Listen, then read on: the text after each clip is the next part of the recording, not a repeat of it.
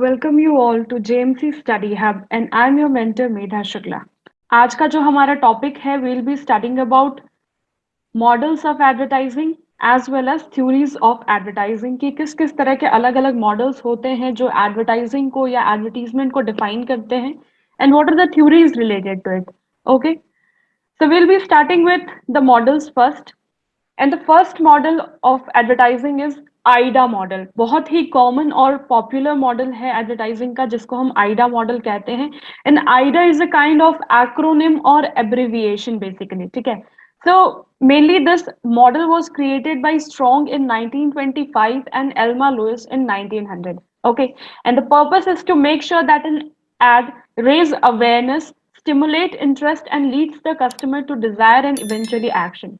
तो बेसिकली इस मॉडल से हम ये समझते हैं कि first we have to raise the awareness regarding an ad. ठीक है. एक एड जो है किसी भी एक ब्रांड के लिए या किसी एक प्रोडक्ट के लिए अवेयरनेस क्रिएट करने में हेल्प करता है. And then finally through that we stimulate the interest in the public और the target audience. Then the customer is created by the desire, and finally that desire leads to the final action which is called the purchase of the product. ठीक है. तो यहाँ पर जो Aida हमने acronym या abbreviation जो Aida लिया है वो बेसिकली क्या डिफाइन कर रहा है. The first A stands for attention, I stands for interest, D is for Dzire and finally A is for action. तो बेसिकली अटेंशन, इंटरेस्ट, डिजायर और एक्शन जो है कंबाइन होके हमारा आइडा मॉडल तैयार होता है. ठीक है. और इस एड का इस मॉडल का जो मतलब है या फिर जो मीनिंग है वो ये सिग्निफाई होता है कि पहले आप एक अटेंशन क्रिएट करते हैं या एक अवेयरनेस क्रिएट करते हैं. फर्दर उस अवेयरनेस से एक इंटरेस्ट क्रिएट होता है कस्टमर के अंदर, and that interest is created with the desire, and then finally that desire leads to the action. So basically celebrities in the advertisement, dramatization, model selection, illustration, all this contributes to attention. ठीक है. आप कोई भी add को लेते हैं उसमें अगर हमने किसी सेलिब्रिटी को देखा है या कोई ऐसा पॉपुलर फेस हम देख रहे हैं उस एड में, तो ये सारे जो फैक्टर्स हैं, ये जो एलिमेंट्स होते हैं किसी भी एड में, that adds to the attention seeking of the customers. ठीक है. किसी भी इस तरह के एलिमेंट को देखकर कस्टमर का जो अटेंशन है अपने आप ड्रॉ हो जाता है उस एड की तरफ या उस पर्टिकुलर ब्रांड की तरफ. ठीक है. तो जितनी ज्यादा ड्रामेटाइजेशन होगी एड में या फिर अलग अलग तरह के जो इलस्ट्रेशन यूज किए जाते हैं, कलर्स का यूज होता है या फिर अलग अलग ग्राफिक्स के जो यूज होते हैं, वो सारी यूजेस जो है वो अटेंशन क्रिएट करने या अटेंशन सीक करने के लिए यूज की जाती है. ठीक है. The selection of illustrations, headlines, copy format creates interest. हमने पहले देखा कि जो सेलिब्रिटीज हो गए या ड्रामेटाइजेशन हो गया या इलस्ट्रेशन हो गया, ये हमने अटेंशन के लिए यूज किया. फर्दर जो हम हेडलाइंस बनाते हैं या हम जो पूरी की पूरी एक एड कॉपी बनाते हैं जिसमें हमने टैगलाइन का यूज किया हुआ है, लोगो यूज किया है, ये सारी चीजें क्यों होती है? इंटरेस्ट क्रिएट करने के लिए. ठीक है. कि अगर कोई कस्टमर किसी टैगलाइन को पढ़ रहा है या किसी लोगो की तरफ देख रहा है तो उससे उसकी जो रिमेम्बरेंस है उस पर्टिकुलर ब्रांड की वो बढ़ती जाए और एक इंटरेस्ट क्रिएट हो. फाइनली जो हमारा बाइंग मोटिव है वो डिजायर को सिग्निफाई करता है. कैसे? बाइंग मोटिव क्या होता है कि आप जो एज अ कस्टमर या एज एन इंडिविजुअल, आपका किसी एक पर्टिकुलर ब्रांड के प्रोडक्ट को खरीदने के पीछे का मोटिव क्या है. ठीक है. तो यहाँ पर जब हम एड की बात करते हैं तो हम दो तरह के मोटिव्स को लेते हैं. फर्स्ट है हमारा फिजियोलॉजिकल बाइंग मोटिव और दूसरा होता है हमारा साइकोलॉजिकल बाइंग मोटिव.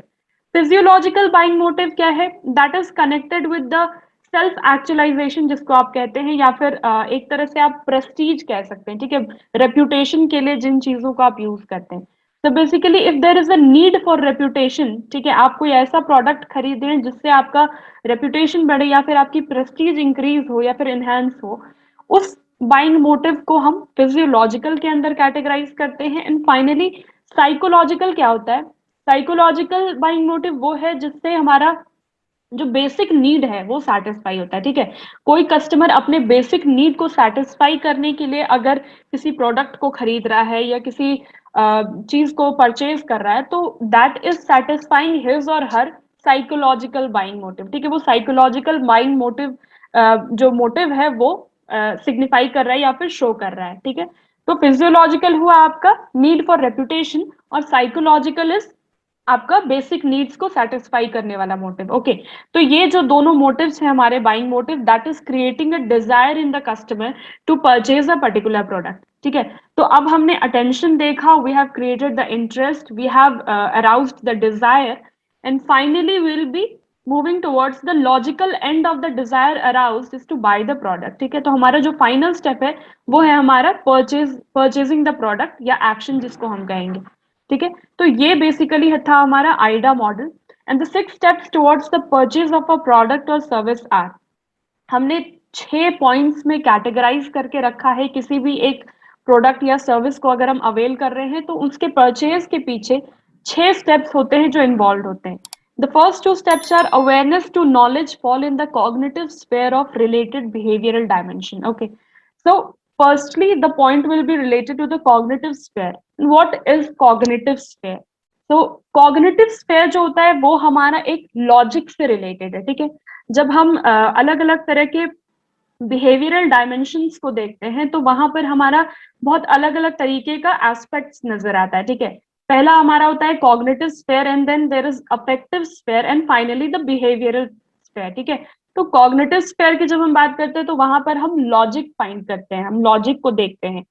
तो जब हम अवेयरनेस की बात कर रहे हैं किसी भी एड में, तो that awareness falls in the category of the cognitive sphere of the behavioural dimension. ठीक है, कि आपने देखा पहले कि क्या उस एड के पीछे का लॉजिक है या फिर उस पर्टिकुलर प्रोडक्ट के पीछे का लॉजिक क्या है, क्यों कस्टमर वो प्रोडक्ट अवेल करना चाहता है, उसके रिगार्डिंग आपको किस तरीके से अवेयरनेस क्रिएट करनी है। ठीक है, that will be the cognitive sphere of that particular element.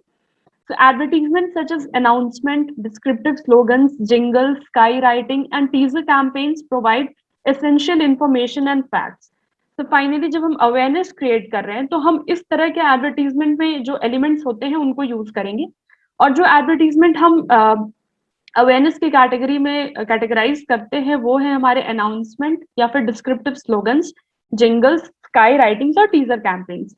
Sky writing यहाँ पर एक थोड़ा नया वर्ड या नया टर्म निकल कर आ रहा है, and what actually it is.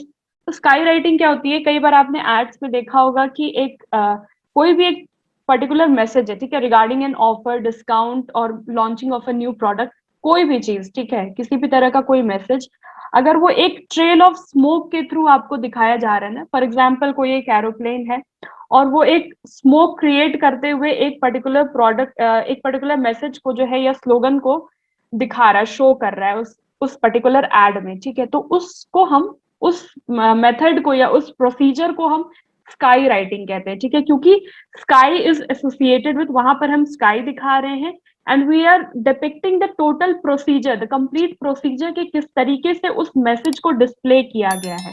Okay, so that's why we call it sky writing. इस तरह का आप कोई भी देखेंगे एड में, maybe it is an aeroplane, और उसके अलावा हॉट एयर बलून्स को भी यूज किया जाता है कई बार मैसेज डिस्प्ले करने के लिए।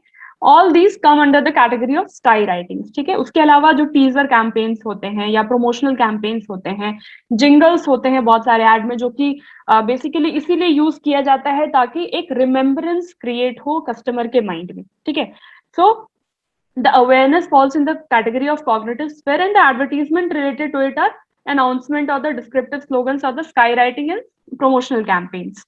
Next जो step है हमारा वो है liking and preference, which is linked with the affective sphere where advertising changes attitude and feeling. तो अब हमारा next step जो हुआ वो liking और preference आएगा। हमने awareness create किया and then finally liking और preference हम define करेंगे। तो जो लाइकिंग और प्रेफरेंस का स्टेप है हमारा वो अफेक्टिव स्फेयर से रिलेटेड है। Affective sphere in the sense कि जहां पर इमोशनल अपील होती है, ठीक है, इमोशनल एक्सप्रेशन होता है, उसे हम अफेक्टिव स्फेयर कहते हैं। कॉग्निटिव में हमने लॉजिक देखा था, अफेक्टिव में हम ये देखते हैं कि किस तरह से आपको इमोशंस पे हिट करना है और उसके थ्रू आपको अपना मैसेज को कम्युनिकेट करना है। ठीक है, तो यहाँ पर एडवर्टीजमेंट जो है आपका वो आप कस्टमर के एटीट्यूड से रिलेटेड होगा या उसके फीलिंग्स को पोर्ट्रे करेगा। ठीक है, तो वो उन एडवर्टीजमेंट को उसी तरीके से बनाए जाते हैं या फिर उसको दिखाया जाता है या वहां पे हिट किया जाता है जहां पर आपको पता है कि कोई भी कस्टमर का इमोशनल अपील क्या है और उस इमोशंस पे ही आपको टारगेट करना है। ठीक है, उसके थ्रू आप लाइकिंग और प्रेफरेंस जो है वो डिफाइन करते हैं। ओके, तो तो सेकेंड स्टेप हमारा हुआ लाइकिंग एंड प्रेफरेंस, जो कि कनेक्टेड है अफेक्टिव स्फीयर से, ठीक है, and which changes the attitude और feeling of the customer. Next point, so ads in this category are competitive ads, argumentative ads, ads with a rational message, and ads with status and glamour appeals. So basically affective sphere में जब हम emotional appeal देख रहे हैं या फिर emotional expression को define कर रहे हैं, तो जो ads इस category में fall होंगे वो हैं आपके competitive ads हो जाएंगे, argumentative ads हो जाएंगे, या ऐसे ads जिनके साथ एक rational message कनेक्ट होता है, ठीक है, या फिर जिनमें ग्लैमर अपील बहुत ज्यादा है. क्यों? क्योंकि ह्यूमन बिहेवियर है कि आप ग्लैमर की तरफ बहुत ज्यादा अट्रैक्ट होते हैं किसी भी चीज को लेकर, या स्टेटस से बहुत ज्यादा अट्रैक्ट होते हैं. तो उस तरह के एड्स जो है आपके जनरली फीलिंग्स को हिट करते हैं या फिर आपके एटीट्यूड को चेंज करते हैं, ठीक है. तो यहाँ पर हमारा लाइकिंग एंड प्रेफरेंस डिफाइन होता है, वो पता चलता है कि किस तरह के एड्स आप कौन से इमोशन को आप हिट करना चाह रहे हैं अपने एड के थ्रू. नेक्स्ट जो फाइनल दो स्टेप है हमारा वो है conviction and purchase related to the behavioural realm of motives and here ad stimulate और डायरेक्ट डिजायर्स.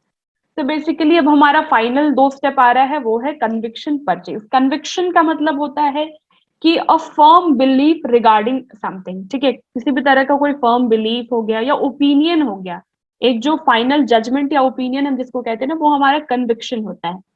तो अब आपके जो कस्टमर्स हैं किसी भी ब्रांड के, उस कस्टमर ने एक अवेयरनेस क्रिएट किया अपने अंदर, उसकी लाइकिंग और प्रेफरेंस पता चल गई आपको. Finally you will be leading towards the conviction कि आपने देखा कि उसने अपना एक ओपिनियन बना लिया है उस प्रोडक्ट के regarding, and finally that opinion will lead to the purchase of that product, ठीक है. तो ये जो हमारे दो स्टेप्स है वो बिहेवियरल रीम ऑफ मोटिव्स में आएंगे. कॉग्निटिव हमने देखा, अफेक्टिव हमने देखा, and finally the behavioural realm of motive. Behavioural realm मतलब जहां पर आप स्टिमुलेट कर रहे हैं या फिर डिजायर क्रिएट कर रहे हैं, ठीक है. तो कन्विक्शन और परचेज आपका इसी पे बेसिस आपका यही है कि किस तरीके से आपने डिजायर क्रिएट किया है रिगार्डिंग द प्रोडक्ट. उसके बेसिस पे ये जज होगा कि जो कस्टमर है वो फाइनल परचेज की तरफ आगे बढ़ रहा है या नहीं, ठीक है.